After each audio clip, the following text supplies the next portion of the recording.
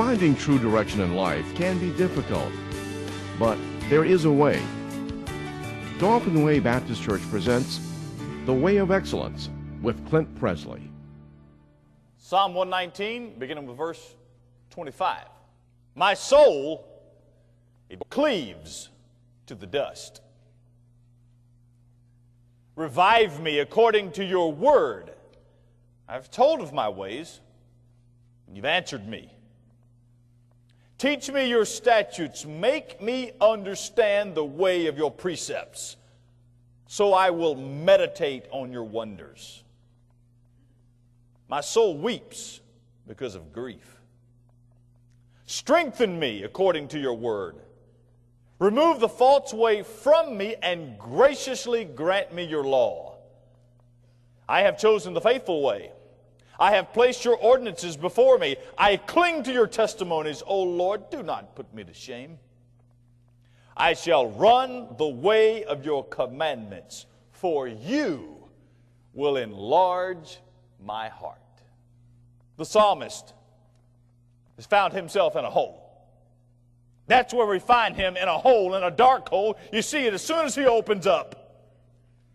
And if the truth were to be told about you today, if somebody could look into your heart,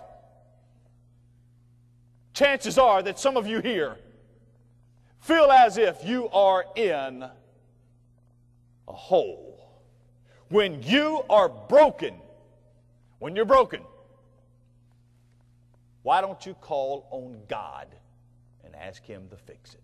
You've tried everything else. False hope. You've tried people and relationships, reading the book, doing the right thing. The way that brokenness will be fixed is when you come to Christ. Christ alone can fix it. In your weakness, not only in your brokenness, but in your weakness, why don't you call on Him for strength? Notice it with me in verse 28.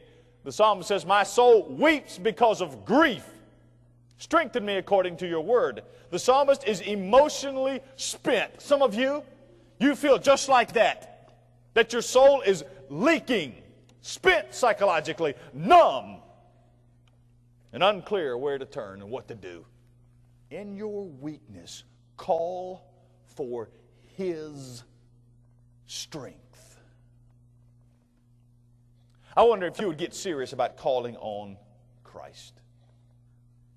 I wonder if you're tired of the low living that you've been in, tired of feeling as if somehow this cloud hangs over you, and you, like the psalmist, will say, I'm tired of clinging to the bottom.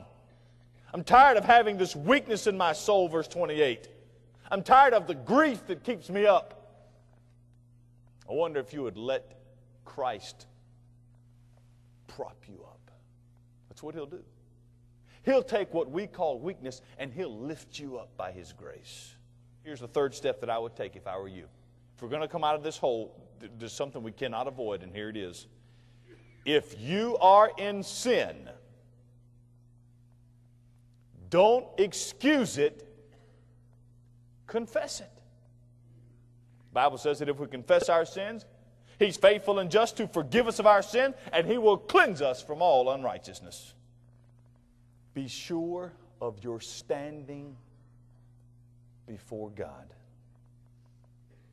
You find it in verse 29.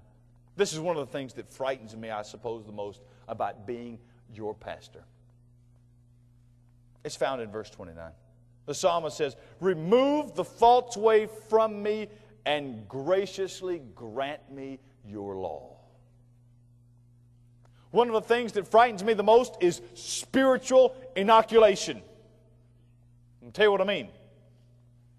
And it happens in Baptist churches all across the United States, and I am certain that ours is no different. Inoculation, that is, getting just enough of the virus so that you are resistant to it. Lots of people get just enough of the message of Jesus that they are impervious to the gospel of Jesus?